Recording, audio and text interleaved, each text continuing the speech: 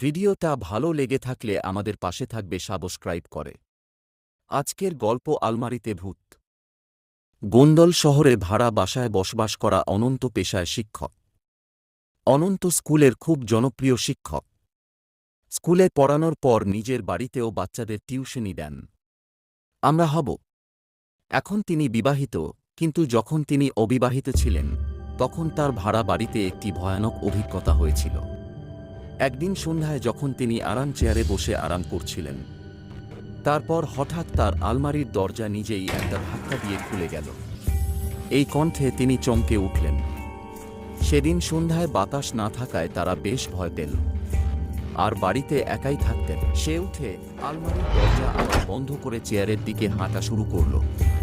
তখন তিনি বুঝতে পারলেন যে কেউ তার নাম ধরে ডাকছে, এবং সেই আওয়াজটি আলমারির ভেতর থেকে আসছে।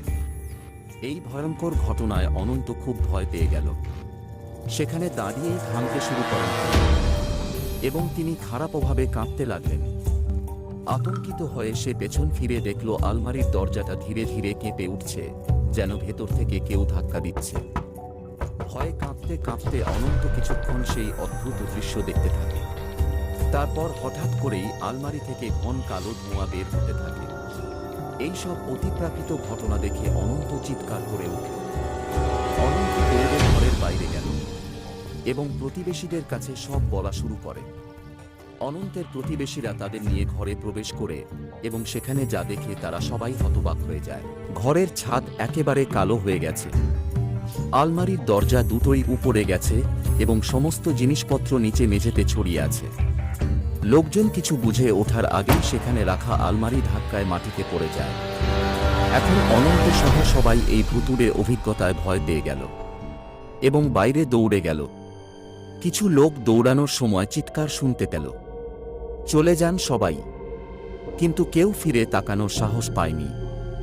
এই ভয়ঙ্কর অভিজ্ঞতার কারণে অনন্ত গুরুতর অসুস্থ হয়ে পড়ে এবং কয়েকদিনের জন্য তার বাবা মায়ের সাথে যোগ দিতে তার গ্রামে ফিরে আসে।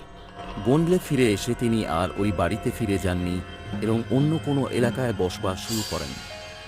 কী কারণে এই ভয়াবহ ঘটনার কারণ স্থানীয় বাসিন্দা প্রবীণদের কাছ থেকে জানা যায়। ব্রিটিশ আমলে নির্মিত একটি প্রাসাদ ভেঙে বাড়িটি তৈরি করা হয়েছে। কথিত আছে যে সেই প্রাসাদের মালিক খুবই নিষ্ঠুর ব্যক্তি ছিলেন এবং একবার তিনি তার চাকরকে পুড়িয়ে হত্যা করেছিলেন এবং আলমারিতে তার অর্থপোড়া দেহ লুকিয়ে রেখেছিলেন।